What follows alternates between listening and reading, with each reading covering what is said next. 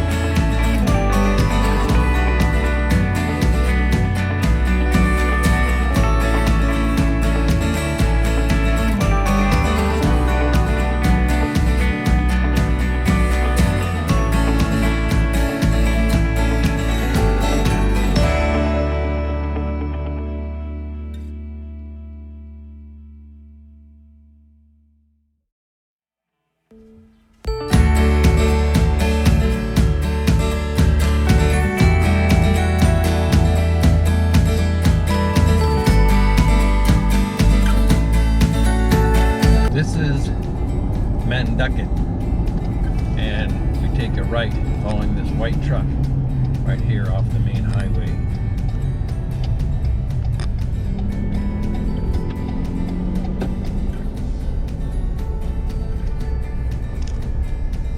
You're selling copper. Yes, they are.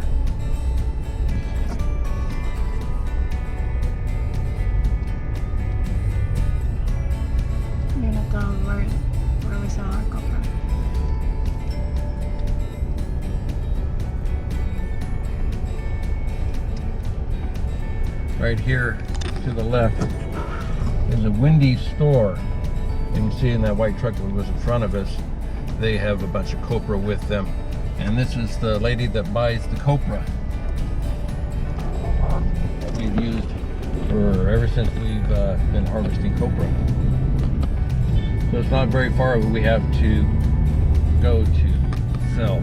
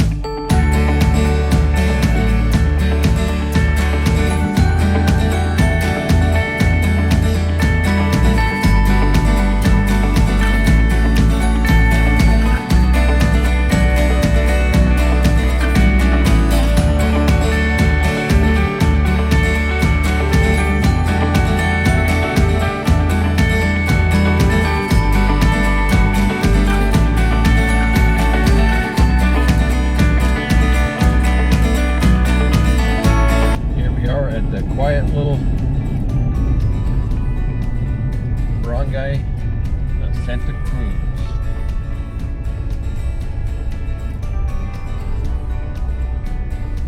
Oh, there's the target.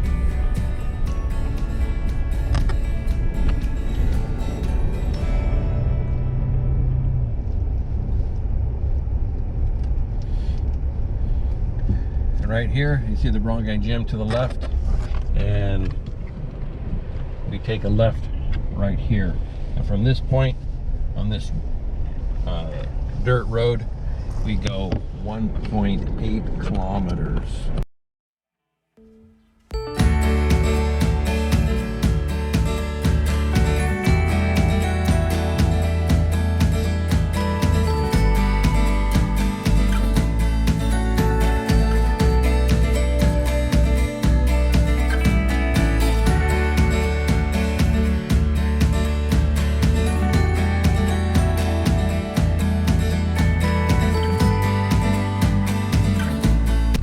If you go back to one of our earlier, it's been 2 years ago now, videos of we paid and had this road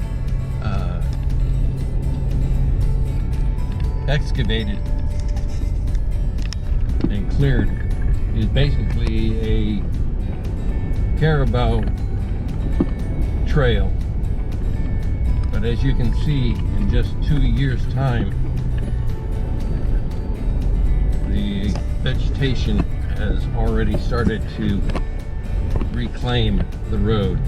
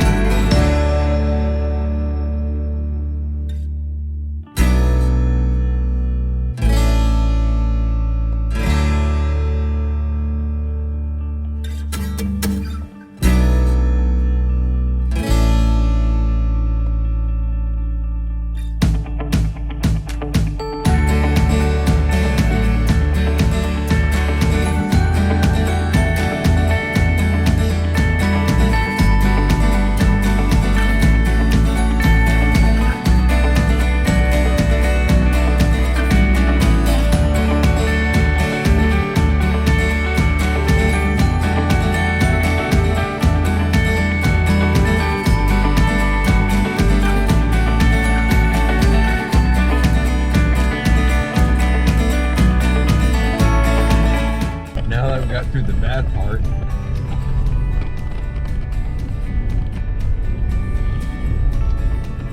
we have been in contact with the engineers visited the city, and they have allocated funds already to develop this road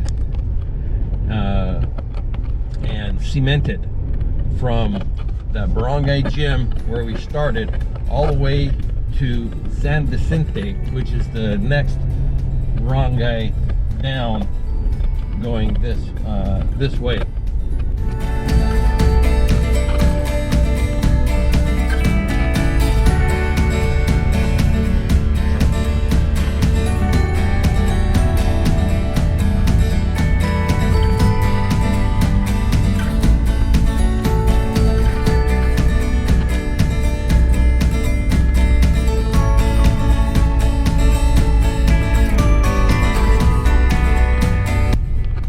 When they are going to actually physically start the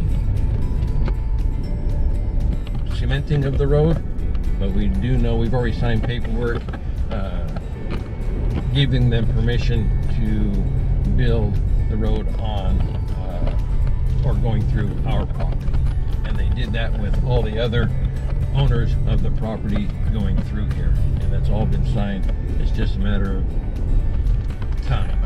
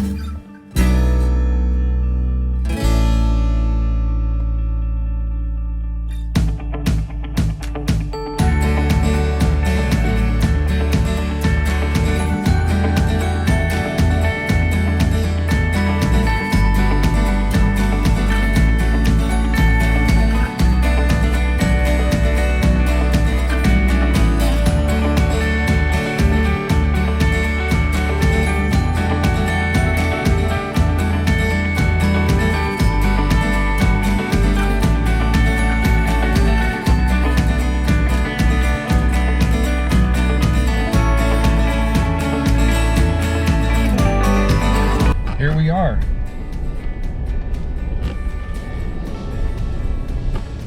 And from our house, from Cape Villa to Cape Farms, 9 kilometers.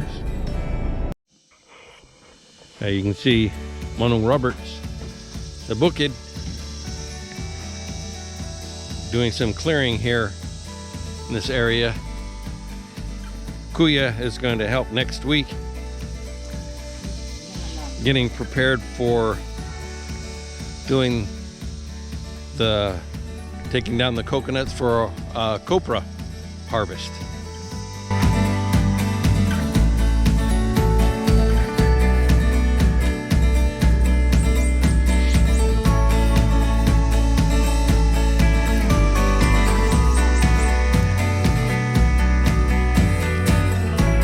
Boodle table here. We had several boodle fights.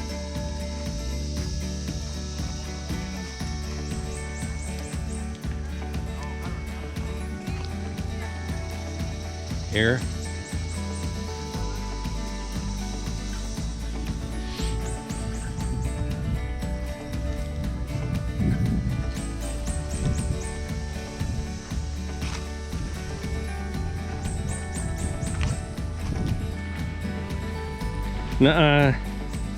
Sa CR o Bodega Sab.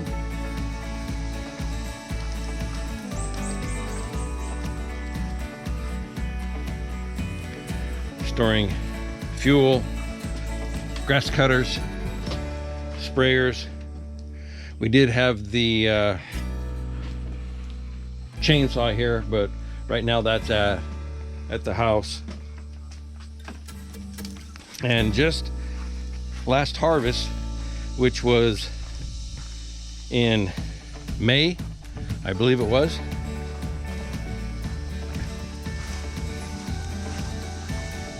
we tore down the old drying shed. It was old and not performing at a very good rate, or everyone put it. So we got a brand new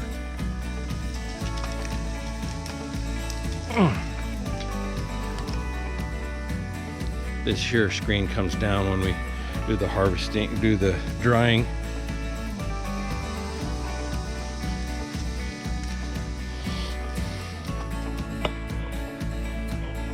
The marang tree got a lot on it. Nice. One of the fruits that we have here in the Philippines that really tastes good. I don't know if you ever, for those that haven't tasted it, oh, you're missing out.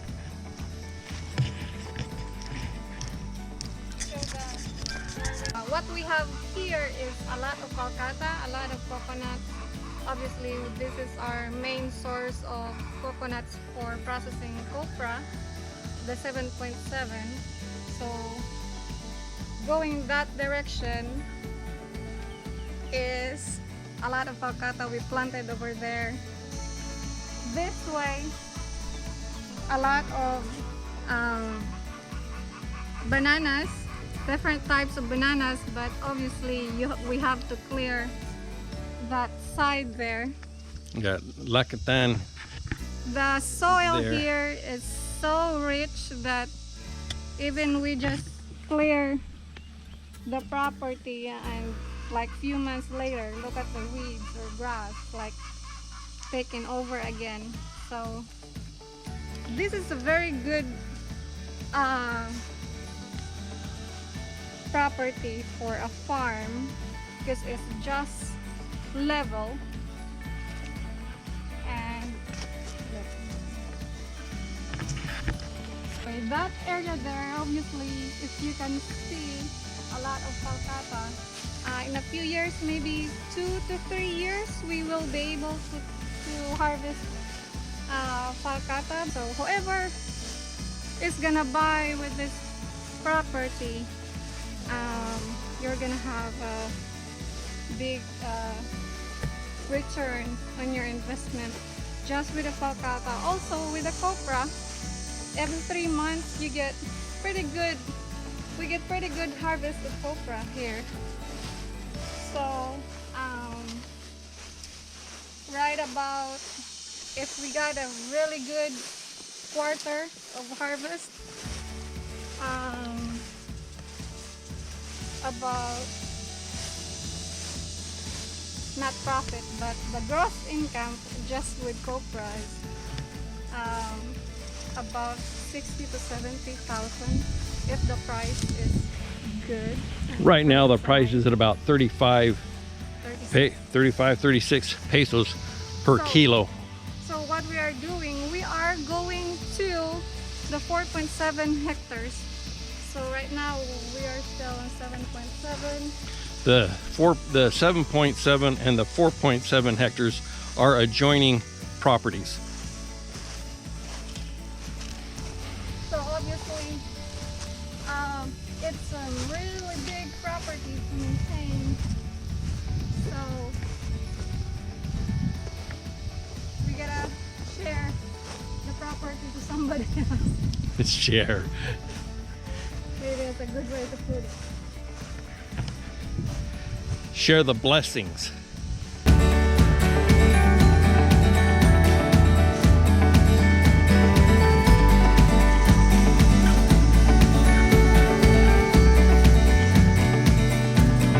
At 4.7 hectares,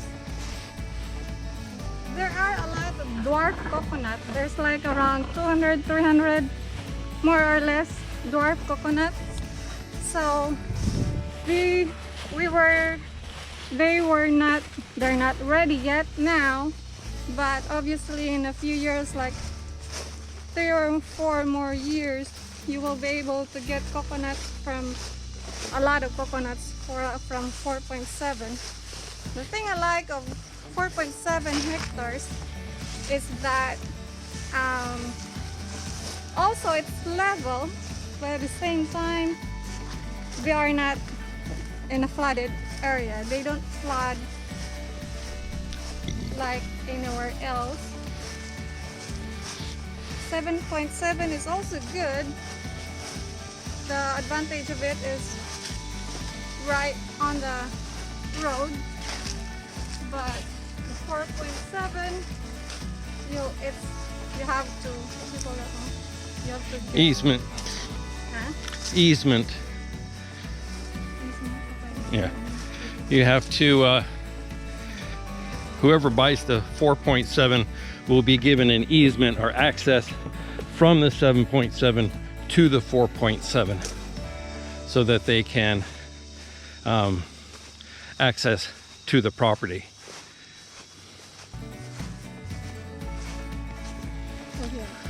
This here you can see there, this Madrid cacao is showing where, and see where this indention here is. This is where the 7.7 stops and the 4.7 starts. So from going that way where the Madre de Cacao or the sticking straight, going that way is the boundary of 7.7, but the 7.7 also wide because it's going all the way to the right, all the way back. Yeah.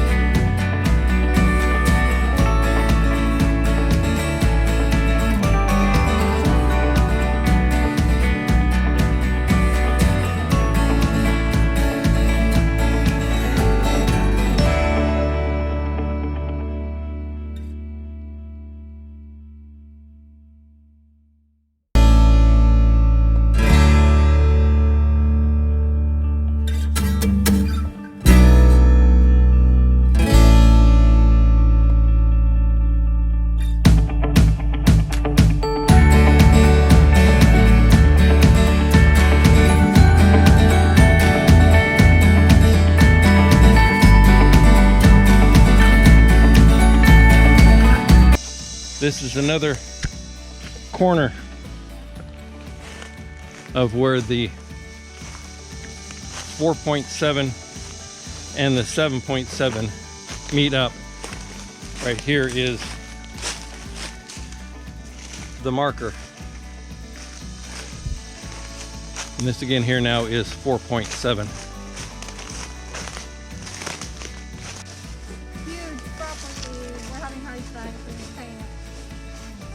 So you can see some of these say we're on the 4.7 now. So there are some regular coconut on the 4.7. It's not strictly dwarf coconut.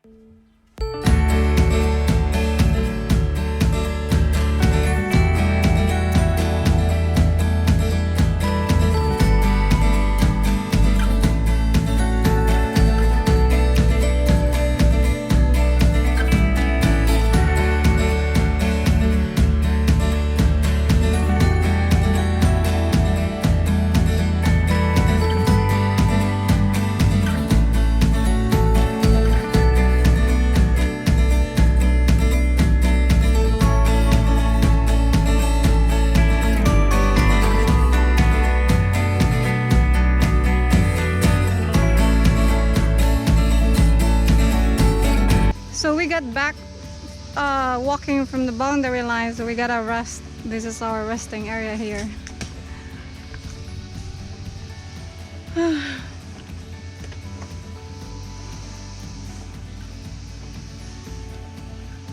This is a good potential for like plantation, any plantation like calamansi plantation, pineapple plantation.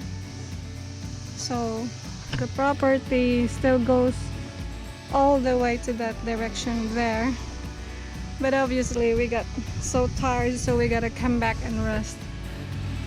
Next month we're gonna, around first week September, we're gonna start harvesting coconut for Kopra. So we will make a video of that also, the process, how we do the Kopra process here. I like this property. It's just that we have other plans. Obviously having a farm is not in our plan, so whoever would like to buy this farm would be lucky, because you get a good potential for whatever agricultural plantation you're gonna have here. That road there,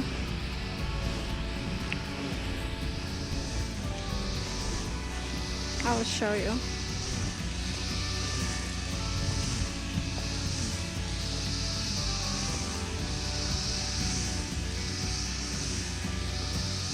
Manong Robert is still doing the grass cutting, because that's where we're gonna process our copra there. So I want it cleared.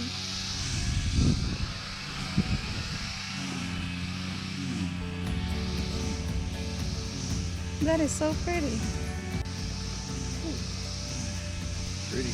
Anyway, this road here, going that way, going all the way to the road that we've developed all the way to Santa Cruz Barangay Gym.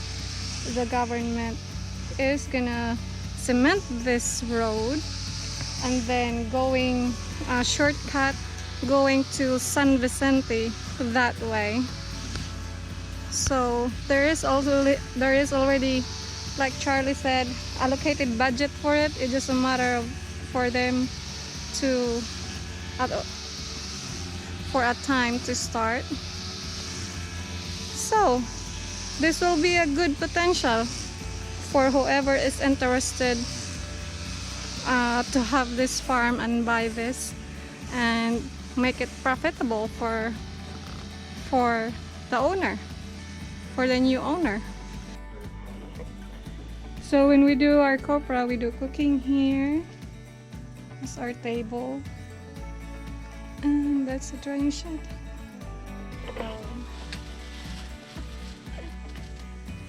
Professional doyen. I gotta rest and walking very far. Grabe kapoy mo. Grabe kapoy. Kapoy. Exhausting. It's so quiet here. It's like you're away from the world.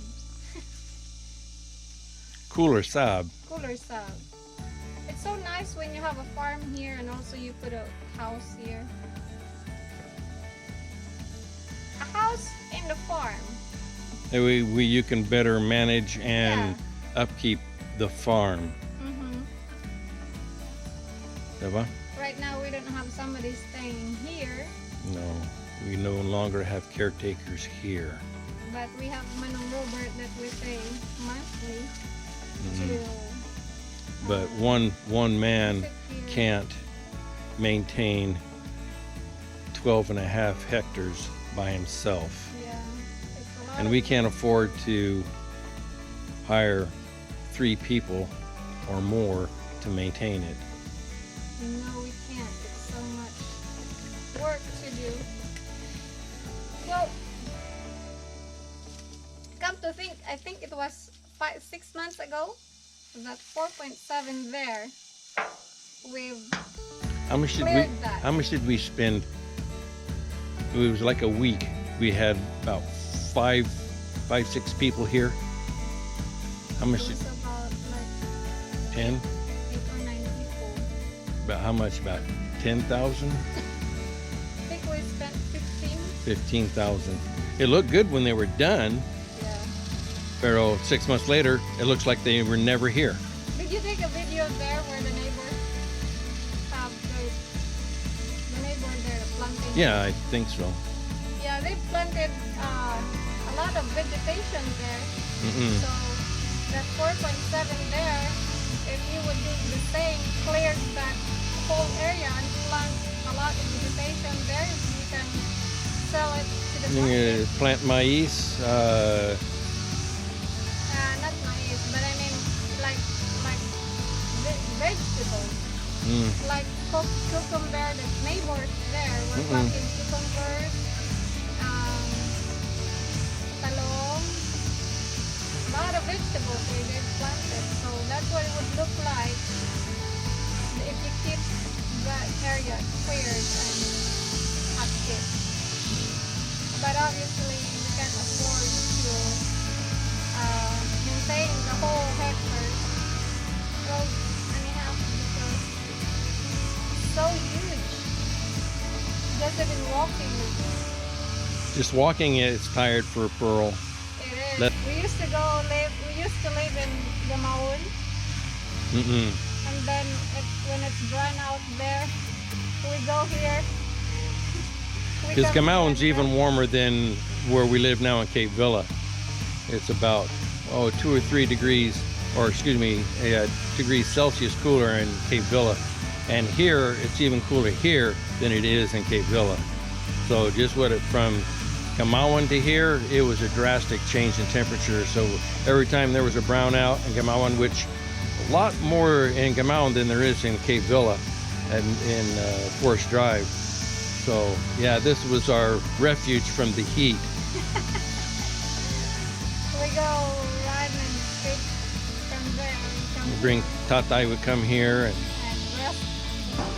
that's back when we had caretakers taking care of the place, and it looked nice. And we'd bring foods, and they would cook the food, and we'd all have a big lunch here at the Boodle table. Good times. From here in the Philippines, Mindanao, Santa Cruz, salamat. God bless. See you next time.